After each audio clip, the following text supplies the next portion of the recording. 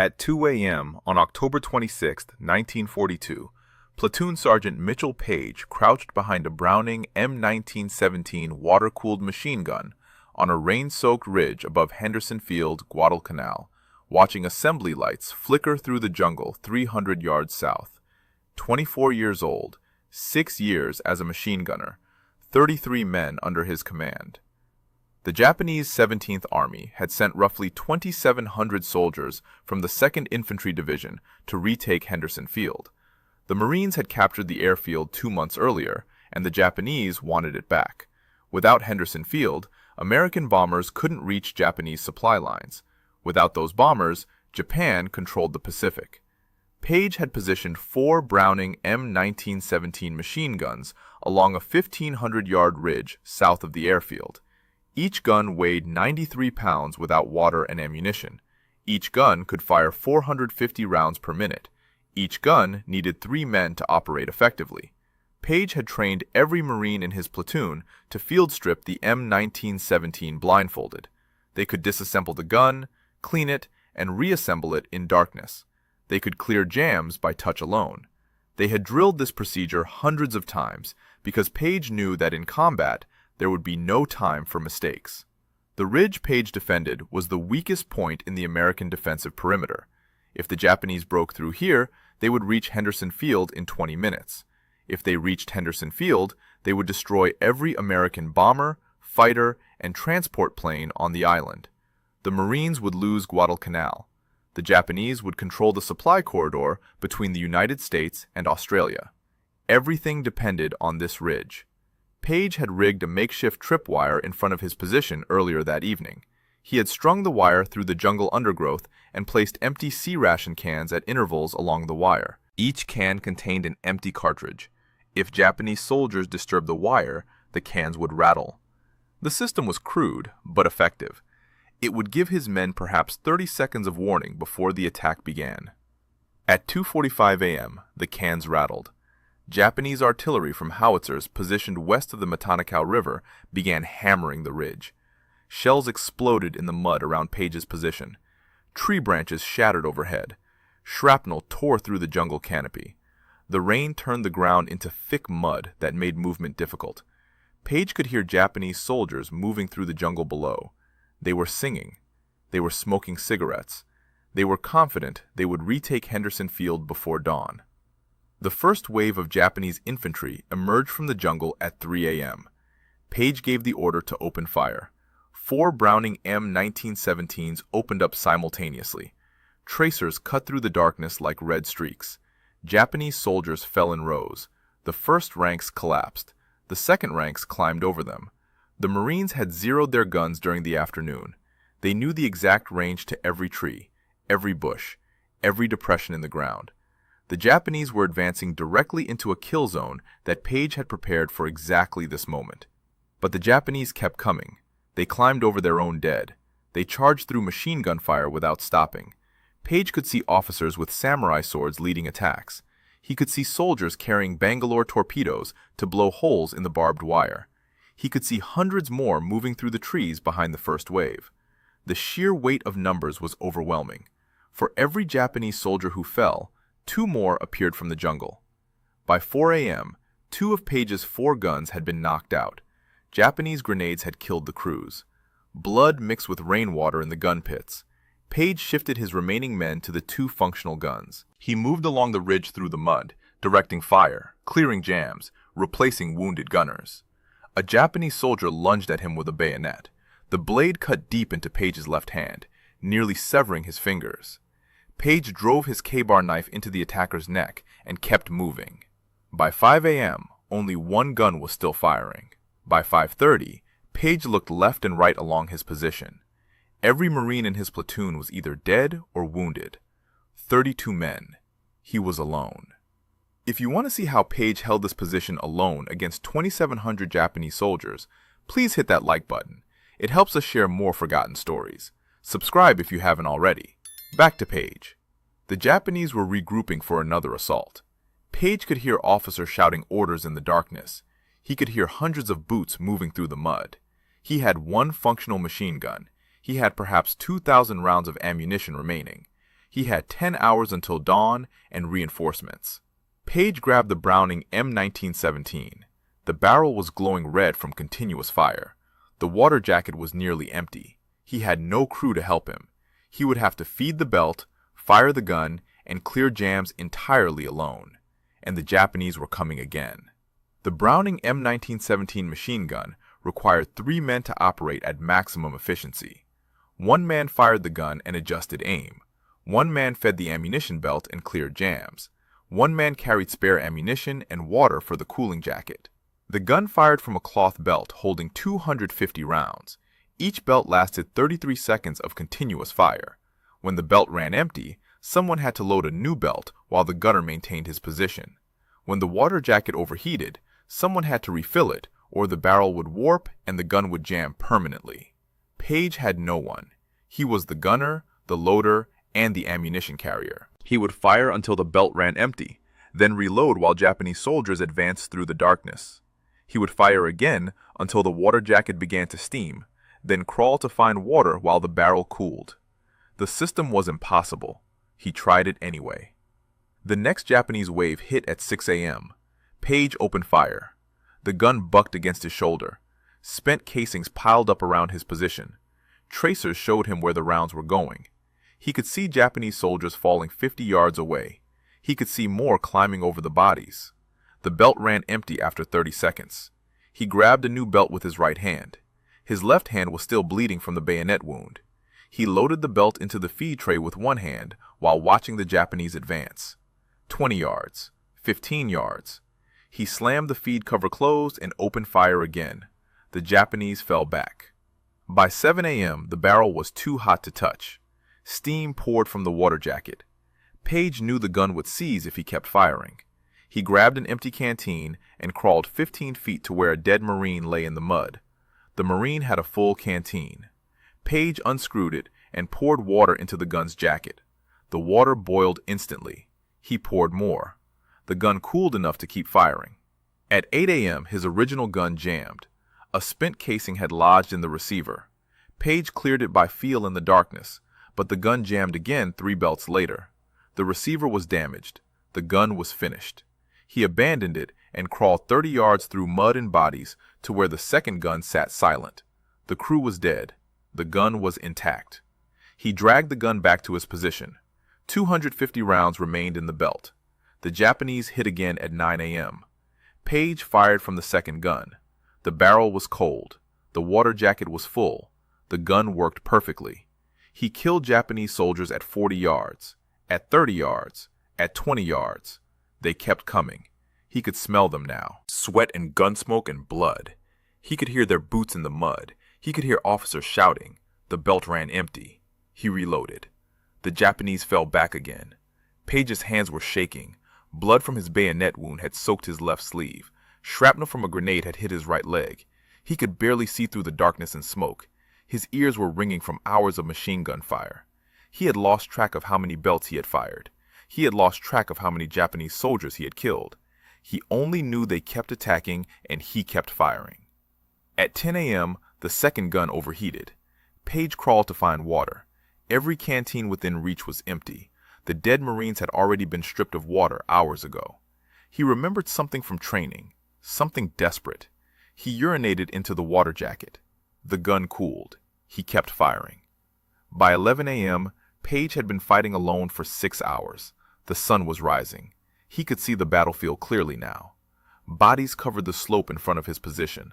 Hundreds of them. The Japanese had pulled back to regroup. Page used the pause to crawl to the third gun position. That crew was dead too.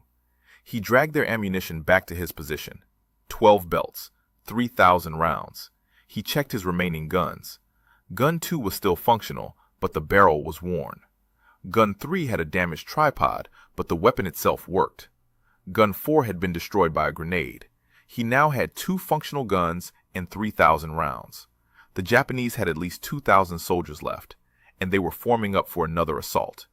Page saw them gathering in the tree line 400 yards south. Officers were organizing units. Soldiers were fixing bayonets. This would be the big push. They would throw everything at his position. And if Page's guns failed, if he ran out of ammunition, If he made one mistake, Henderson Field would fall before noon. The Japanese assault began at noon. This time they came from 3 directions simultaneously. 200 soldiers charged directly up the slope toward Page's position. Another 100 flanked left through the jungle. Another 100 flanked right. They were trying to overwhelm him through sheer numbers. They were trying to force him to choose which direction to defend while the other attacks succeeded. Page chose all 3 directions. He fired gun 2 at the center assault until the belt ran empty. While the Japanese in the center took cover, he grabbed gun 3 and fired at the left flank. 30-second bursts. He killed the lead elements and forced them back. Then he dropped gun 3 and returned to gun 2 with a fresh belt. The center assault had resumed. He fired again. The Japanese fell back. He switched to gun 3 for the right flank. He was moving between guns every 30 seconds, firing from different positions, making the Japanese think multiple machine gunners were defending the ridge. The deception worked for 20 minutes. Then the Japanese officers realized only one gun was firing at a time. They adjusted their tactics. They began coordinating their assaults so all 3 attacks hit simultaneously. Page could only fire 1 gun. That meant 2 attacks would advance unopposed while he engaged the third. At 12:30 p.m., the right flank broke through. Japanese soldiers reached the top of the ridge 70 yards from Page's position. They were setting up a knee mortar. If that mortar started firing, Page would be finished. He grabbed gun 3 and traversed right. He fired a full belt into the mortar team. They went down. But while he was firing right, the center assault had advanced to 30 yards. He swung gun 3 back to center and fired. The Japanese dove for cover. Page was losing. He could hold one position or another, but not both. The Japanese would eventually flank him and attack from behind. He needed help. He needed reinforcements. He needed anything. At 1 p.m., he heard American voices behind him. 2 rifle companies from the Battalion Reserve were moving up the ridge. Lieutenant Colonel Lewis Puller was leading them personally.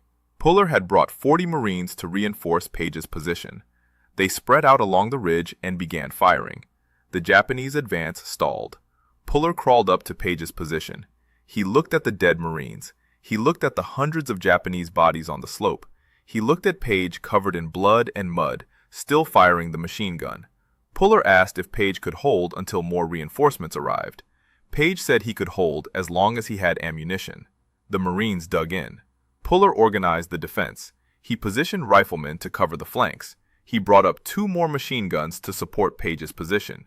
He called for artillery support from the batteries behind Henderson Field.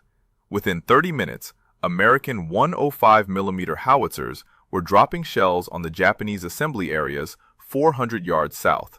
The Japanese advance stopped, but Page knew this was temporary. The Japanese still outnumbered the Americans 10-1. They still had fresh troops in the jungle. They would attack again, and when they did, Page would be right back where he started, alone behind a machine gun, fighting impossible odds. At 2 p.m., the Japanese began another assault. This time, they sent 500 soldiers straight up the middle. No flanking attacks, no tactics, just mass. They were betting that sheer numbers would overwhelm the American position. They were probably right. The howitzers fired. Shells exploded in the Japanese ranks. Dozens fell. Hundreds kept coming. The Marine riflemen opened fire. More Japanese fell. More kept coming. They were within 50 yards now. Puller was yelling for everyone to hold their positions. Page was firing belt after belt into the advancing mass. At 40 yards, Page's gun jammed. A spent casing had stuck in the ejection port. He cleared it with his K-bar knife. The Japanese were at 30 yards. He loaded a fresh belt and fired. The gun worked for 10 seconds, then jammed again. The receiver was damaged from hours of continuous fire. The gun was finished. Page looked at Puller. They both knew what came next. If the Japanese reached the ridge, they would overrun the position in hand-to-hand combat. The Marines would lose Henderson Field. The Americans would lose Guadalcanal. Everything they had fought for over the past 2 months would be gone. Puller made a decision. He ordered everyone to fix bayonets. They were going to charge. 40 Marines were going to charge downhill into 500 Japanese soldiers. It was suicide. Puller asked who would lead the charge. Page stood up. He had been fighting for 12 hours straight. He had held this ridge alone for 6 of those hours. He had killed more Japanese soldiers than he could count. His hands were destroyed. His leg was bleeding. He could barely stand. But he was not done fighting. He picked up his M1903 Springfield rifle. He fixed his bayonet, and he looked at the Japanese soldiers climbing the slope toward him. The bayonet charge began at 2:15 p.m. Page went first. 40 Marines followed. They ran downhill through the mud toward 500 Japanese soldiers climbing up. The Japanese saw them coming and hesitated. They had been attacking for 12 hours. They had lost hundreds of men. They had thrown wave after wave at this ridge, and every wave had been cut down by machine gun fire. Now, the Americans were charging them. The hesitation lasted 3 seconds. Then the Japanese officers started yelling orders, and the soldiers raised their rifles. 500 rifles against 41 Marines running downhill with bayonets. The mathematics were simple. The Marines would die before they covered 30 yards. But something strange happened. The Japanese soldiers in the front ranks looked at the Marines charging toward them, and looked at the hundreds of dead Japanese soldiers covering the slope behind them, and made a calculation. They had been attacking this position since 3 a.m., 11 hours. They had sent wave after wave, and every wave had been destroyed. Now the Marines who had killed all those men were charging directly at them with bayonets. The front ranks broke and ran. The officers tried to stop them. They drew their swords and screamed at the soldiers to hold their positions. Some soldiers obeyed. Most did not. The entire front line of the Japanese assault collapsed. Men turned and ran back down the slope. The Marines kept charging. Page hit the Japanese line at a full run. He drove his bayonet into the first soldier he reached. The blade went through the man's chest and stuck. Page couldn't pull it free. He dropped the rifle and drew his K-bar knife. A Japanese soldier swung his rifle at Page's head. Page blocked with his left arm and drove the knife into the soldier's stomach. Another soldier came at him from the right. Page kicked him in the knee and stabbed downward as the man fell. The Marines spread out along the slope. They were killing Japanese soldiers in close combat. Bayonets and knives and rifle butts. The Japanese line broke completely. Soldiers were running back toward the jungle. Officers were trying to rally them, but the panic had spread. Within 5 minutes, the entire assault had dissolved into a rout. Page chased them 50 yards down the slope. Then Puller was yelling for everyone to pull back to the ridge. They had broken the assault, but they were still outnumbered. If they chased too far, the Japanese would regroup and surround them. The Marines fell back to their original positions. Page collapsed behind his gun. His hands were shaking so badly he could not hold his rifle. His left hand was barely functional from the bayonet wound. Blood had soaked through both sleeves and one pant leg. He had not eaten since the previous evening. He had not slept in 36 hours. He had been fighting for 13 hours straight. His body was shutting down. Puller brought water. Page drank. A corpsman came up and tried to bandage his hand. Page waved him away. The hand could wait. The Japanese were still out there. They would attack again. They always attacked again. But the attack did not come. At 3 p.m., the ridge was silent. At 4 p.m., still nothing. Marine patrols moved forward carefully through the battlefield. They counted bodies. Japanese dead covered the slope from the ridgeline down to the jungle. The patrols counted 473 bodies in front of Page's original position alone. 473 Japanese soldiers had died trying to break through his section of the ridge. At 5 p.m., battalion headquarters sent word. The Japanese were withdrawing. The battle for Henderson Field was over. The Americans had held. Henderson Field was secure. The Guadalcanal campaign would continue. Page sat behind his gun and stared at the jungle. He had held this ridge for 15 hours. He had fought alone for 6 of those hours. He had fired thousands of rounds. He had killed more Japanese soldiers than he could count. His platoon was gone. 32 Marines dead or wounded. He was the only one left. Someone from regimental headquarters arrived at 6 p.m. They were collecting after-action reports. They asked Page what had happened. He told them. 1 platoon sergeant, 33 Marines, 4 machine guns, 2,700 Japanese soldiers. The headquarters officer wrote it down. Then he asked how many Japanese soldiers Page thought he had killed personally. Page said he did not know. He had stopped counting after the first 100. The officer wrote that down, too. At 7 p.m., as the sun set over Guadalcanal, Page finally allowed the corpsman to bandage his hand. The bayonet had cut through tendons and nearly severed 2 fingers. The corpsman said Page needed surgery. Page said the hand could wait. He needed to help bury his Marines first. On October 27th, the day after the battle, Colonel Puller recommended Page for the Medal of Honor. On December 19th, 1942, Page was commissioned as a second lieutenant in the field.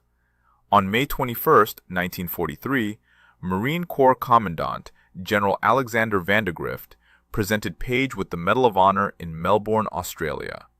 Page put the medal in a cigar box and mailed it home to his parents. Then he returned to combat. He fought at Cape Gloucester, he fought in New Guinea, he stayed in the Pacific Theater until July 1944. He never spoke about Guadalcanal, unless someone asked directly. Years later, historians tried to determine exactly how many Japanese soldiers Page had killed during those 6 hours he fought alone. They examined the battlefield reports. They studied the Japanese unit records. They calculated fields of fire and ammunition expenditure. The most conservative estimate was 140 Japanese soldiers killed by Page personally during those 6 hours. The Browning M1917 machine gun that Page used was designed in 1917 by John Moses Browning. The weapon fired 30 caliber rounds from a cloth belt at a cyclic rate of 450 rounds per minute. The barrel was surrounded by a water-filled cooling jacket that prevented overheating during sustained fire. Without water in the jacket, the barrel would glow red after 200 rounds and warp after 500 rounds. With water, the gun could fire continuously for hours. The gun weighed 93 pounds fully loaded. The tripod weighed 53 pounds. A full ammunition can weighed 22 pounds and contained 250 rounds. To move a single gun required 3 men minimum. To operate it effectively in combat required constant coordination between the gunner, the loader, and the ammunition bearer. The loader had to feed the belt smoothly into the receiver while the gunner maintained aim. If the belt twisted or caught, the gun would jam. If the loader fed too fast or too slow, the rhythm broke and accuracy suffered. Page had operated this gun for 6 years before Guadalcanal. He had fired tens of thousands of rounds in training. He knew exactly how the weapon behaved under different conditions. He knew how the belt fed when wet from rain. He knew how the gun pulled left when the barrel heated. He knew the precise moment when the water jacket needed refilling. He knew these things instinctively because he had trained until the gun became an extension of his own body. Most machine gunners in 1942 had 6 months of training. Page had 72 months. Most gunners had fired perhaps 5,000 training rounds before combat. Page had fired 10 times that amount. Most gunners understood the mechanical operation of the weapon. Page understood the soul of it. He could hear when a jam was starting before it happened. He could feel when the barrel was beginning to overheat before the water boiled. He could sense when the ammunition belt was about to catch before the gun stopped firing. This expertise explains how Page survived the first 2 hours alone. Training and experience kept his guns running when they should have failed. But training does not explain how he survived 6 hours. Training does not explain how he moved between multiple gun positions while under fire. Training does not explain how he reloaded belts with a bayonet wound through his left hand. Training does not explain how he kept fighting when his body should have collapsed from exhaustion. The human body has limits. Medical studies conducted after World War II analyzed the physical demands of sustained combat. Researchers found that soldiers could maintain peak performance for approximately 2 hours under high stress. After 2 hours, fine motor skills began to deteriorate.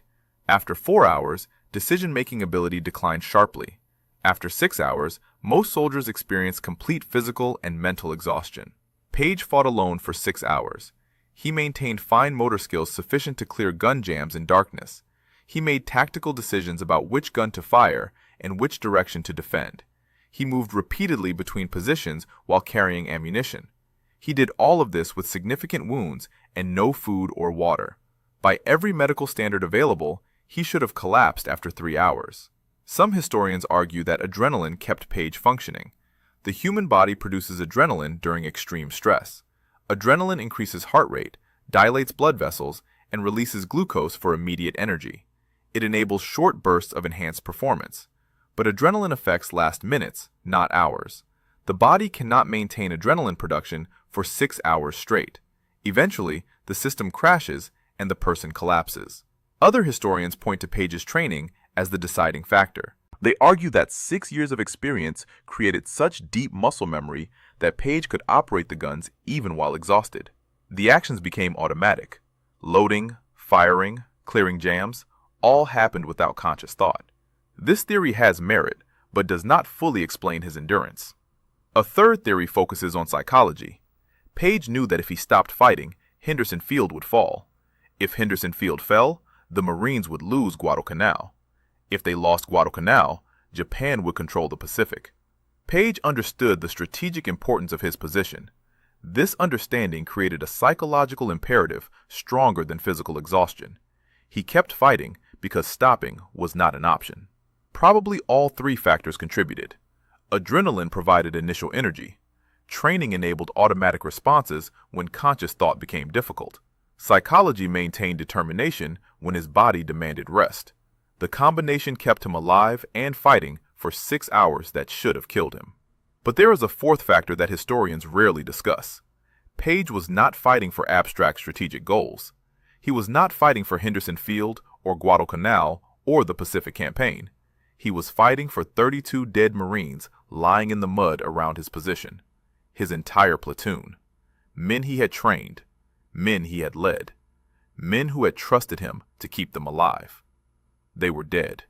He was not. And as long as he could still fire a gun, their deaths would mean something. The Japanese would not break through. The ridge would hold. Henderson Field would survive. And 32 Marines would not have died for nothing. This is what kept Mitchell Page fighting when every physical and mental system in his body was screaming for him to stop. The battle for Henderson Field lasted from October 23rd to October 26th, 1942. The Japanese committed approximately 7,000 troops from the 17th Army to the offensive. The Americans defended with roughly 3,000 Marines and soldiers. The Japanese plan called for simultaneous attacks from multiple directions to overwhelm the American perimeter. If the plan succeeded, they would recapture Henderson Field and drive the Americans off Guadalcanal entirely. The battle was divided into multiple sectors. Page defended the southern approach. Other Marine units defended the eastern and western approaches. The heaviest fighting occurred on the nights of October 24th and October 26th. Japanese forces launched coordinated assaults across the entire perimeter. Artillery bombardments preceded the infantry attacks. The goal was to break through at any weak point and exploit the gap. Page's sector was not the only position that faced overwhelming odds. On the night of October 24th, 2 nights before Page's stand, another Marine machine gun section came under similar attack. Sergeant John Basilone commanded that section. His unit was positioned northeast of Page's location, defending a different approach to Henderson Field. Basilone's position was hit by approximately 3,000 Japanese soldiers from the 29th Infantry Regiment. The attack began at 9 p.m. on October 24th. Within 2 hours, Basilone's machine gun crews were running low on ammunition. Basilone made repeated trips through Japanese fire to retrieve ammunition from rear areas. He carried the ammunition belts on his shoulders, running bent over through machine gun fire and mortar explosions. He made 4 trips. Each trip brought back enough ammunition to keep his guns firing for another 30 minutes. When 2 of Basilone's guns were knocked out, he repaired them under fire. When his gunners were wounded, he took over the guns himself. He fired continuously for 15 hours. By dawn on October 25th, Barcelone's section had killed approximately 900 Japanese soldiers. The position held. Barcelone received the Medal of Honor for his actions that night. 2 Medal of Honor recipients from the same battalion in the same battle defending the same airfield against the same enemy. Barcelone on October 24th, Page on October 26th. The 2 men never met during the battle. Their positions were separated by 2 miles of jungle, but they faced the same situation: overwhelming numbers, dead crew members, failing guns, impossible odds, and they both kept fighting until reinforcements arrived. The Japanese losses during the battle for Henderson Field were catastrophic. American forces counted approximately 2,000 Japanese dead across all sectors. Another 1,000 were wounded. The Japanese 17th Army had committed 7,000 troops to the offensive. Nearly half became casualties. The units that survived were no longer combat effective. The offensive failed completely. American casualties were significantly lower, but still substantial. The Marines lost 206 killed and 346 wounded during the 4-day battle. Some companies lost 50% of their strength. Some platoons were wiped out entirely. Page's platoon suffered 97% casualties. 32 of 33 men were killed or wounded. Only Page survived, unfit for further combat that day. The strategic consequences of the battle were enormous. Henderson Field remained in American hands. American bombers continued operating from the airfield. Japanese supply lines remained vulnerable to air attack. The Japanese could not reinforce their garrison on Guadalcanal fast enough to sustain offensive operations. Within 2 months, the Japanese would begin evacuating Guadalcanal entirely. Military historians consider the battle for Henderson Field the decisive engagement of the Guadalcanal campaign. Before October 26th, the outcome of the campaign was uncertain. Either side could have won. After October 26th, Japanese defeat was inevitable. The Americans had proven they could hold Henderson Field against the strongest attack the Japanese could launch. The Japanese had proven they could not retake the airfield, no matter how many troops they committed. Page's defense of the southern ridge was a small part of a larger battle, but it was a critical part. If the Japanese had broken through his sector, they would have reached Henderson Field from the south, while other units attacked from the east and west. The Americans would have faced encirclement. The defense would have collapsed. Henderson Field would have fallen. The entire Guadalcanal campaign would have failed. One platoon sergeant holding one ridge for 6 hours prevented that outcome. 32 dead Marines and 1 man who refused to stop fighting no matter what happened around him. That was the margin between American victory and Japanese success on Guadalcanal. That was how close the Pacific War came to taking a very different direction. On November 15, 2003, Mitchell Page died of congestive heart failure at his home in La Quinta, California. He was 85 years old. He had retired from the Marine Corps in 1959 with the rank of colonel. He had served for 24 years after Guadalcanal. He had never spoken publicly about the battle unless directly asked. When asked, he always said the same thing. The Medal of Honor belonged to 33 Marines, not to him. The real heroes were the men who did not come home. But there was something Page did after the war that revealed how deeply Guadalcanal had affected him. Something he dedicated the final decades of his life to accomplishing.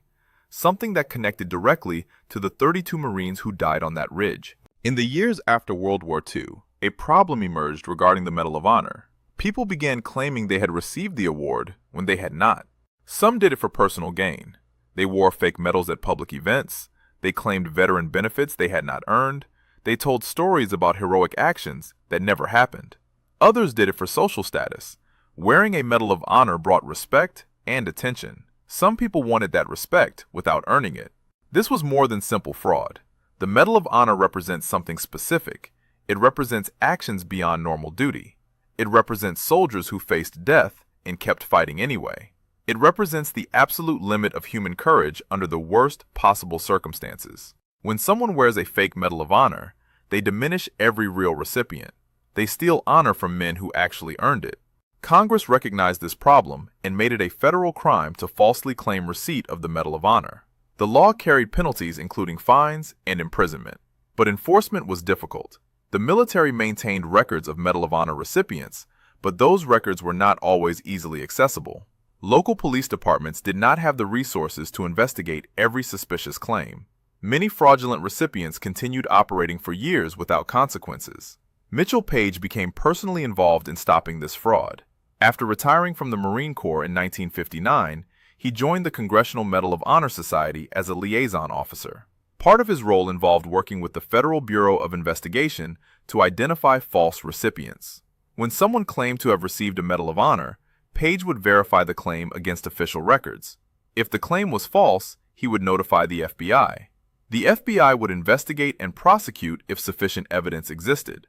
Page took this work seriously. He investigated hundreds of cases over several decades. He traveled to public events where fake recipients appeared. He examined their medals. He asked questions about their service. He checked their stories against historical records. When he found discrepancies, he reported them. Many prosecutions resulted from his investigations. People asked why Page dedicated so much time to this work. He was a retired colonel. He could have spent his retirement relaxing. He had earned that right. But Page said the work was necessary. He said the Medal of Honor did not belong to the people who received it. It belonged to everyone who served. It belonged especially to those who did not survive. When someone wore a fake medal, they insulted every soldier who had actually faced combat. They insulted every Marine who had died in action. Page was thinking about 32 specific Marines when he said this. His platoon, the men who died on that ridge on Guadalcanal. Those Marines had trusted him. They had followed his orders. They had died defending Henderson Field. Page had survived. He had received the Medal of Honor, but he understood that the medal represented all 33 Marines, not just him. When someone wore a fake Medal of Honor, they were stealing honor from those 32 dead Marines. This was personal for Page. This was about protecting the memory of men who could not defend themselves. This was about ensuring their sacrifice maintained its meaning. This was about preventing fraudulent people from diminishing what those Marines had done on October 26, 1942. Page worked on these investigations until his health declined in his final years. He personally helped identify and prosecute dozens of fraudulent Medal of Honor claims. He protected the integrity of the award. He protected the honor of men like John Basilone, who had died at Iwo Jima in 1945. He protected the honor of the 32 Marines who died on that ridge at Guadalcanal. In 1998, toy company Hasbro created a G.I. Joe action figure based on Mitchell Page. The figure wore a Marine Corps uniform and carried a machine gun. It was part of a series honoring Medal of Honor recipients from each branch of the military. Page was selected as the Marine Corps representative.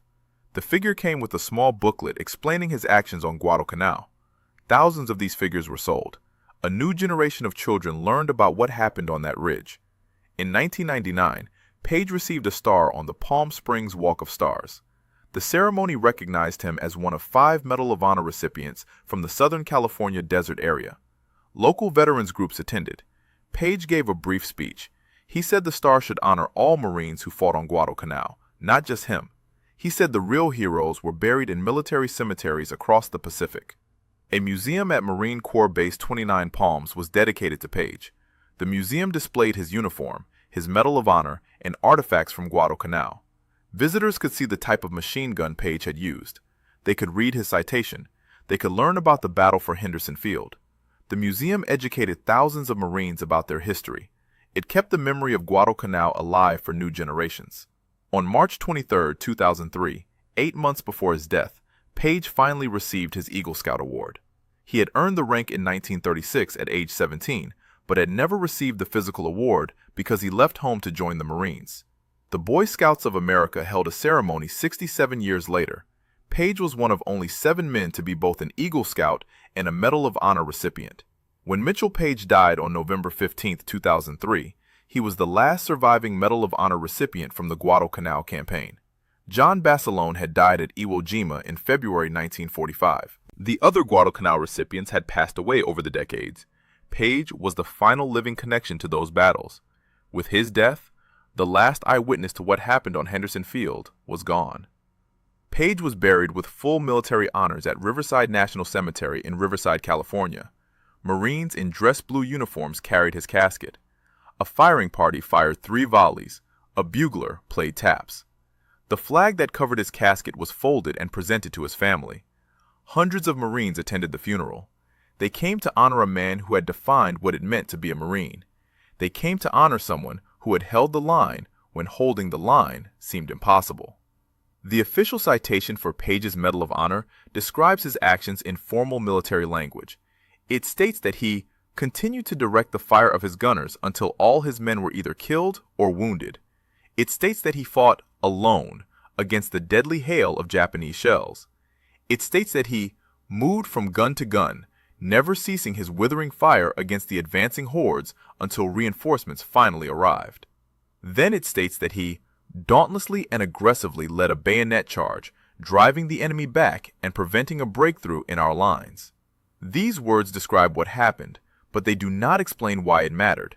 They do not explain what Henderson Field meant to the Pacific War. They do not explain what would have happened if Page had stopped fighting. They do not explain the strategic consequences of one Marine holding one ridge for 6 hours. Henderson Field was the only operational American airfield in the Solomon Islands in October 1942. Without it, American bombers could not reach Japanese supply convoys.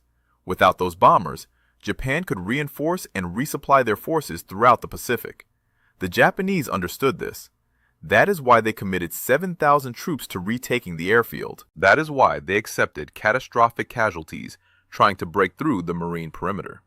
Henderson Field was worth any price. If Page's sector had collapsed on October 26th, the Japanese would have reached the airfield. They would have destroyed the bombers and fighters parked there. They would have captured the fuel dumps and ammunition stores. The Marines would have been forced to evacuate. Guadalcanal would have remained under Japanese control. The first American offensive in the Pacific would have failed. The strategic implications extend beyond Guadalcanal. American war planners based their entire Pacific strategy on controlling key islands and using those islands as air bases for further advances. Guadalcanal was the test case. If the strategy failed at Guadalcanal, it would be abandoned. The Pacific War would have taken a completely different course. The timeline for defeating Japan would have extended by years. Thousands of additional American lives would have been lost. This is what one Marine prevented by refusing to abandon his position. This is what 33 Marines died protecting. This is why their sacrifice mattered so profoundly to the outcome of World War II. Mitchell Page understood this. He understood that October 26, 1942, was not just about holding a ridge or defending an airfield. It was about 32 Marines whose names most people would never know. It was about men who did their duty and died doing it. It was about making sure their deaths accomplished something meaningful. That is why he kept fighting when fighting should have been impossible. That is why he led a bayonet charge when charging was suicide. That is why he spent decades after the war protecting the honor of Medal of Honor recipients. Because honor was all those 32 Marines had left. If this story moved you the way it moved us, do me a favor. Hit that like button. Every single like tells YouTube to show this story to more people. Hit subscribe and turn on notifications. We're rescuing forgotten stories from dusty archives every single day. Stories about machine gunners and platoon sergeants who held impossible positions with courage and training. Real people, real heroism. Drop a comment right now and tell us where you're watching from. Are you watching from the United States, United Kingdom, Canada, Australia? Our community stretches across the entire world. You're not just a viewer, you're part of keeping these memories alive. Tell us your location. Tell us if someone in your family served. Just let us know you're here.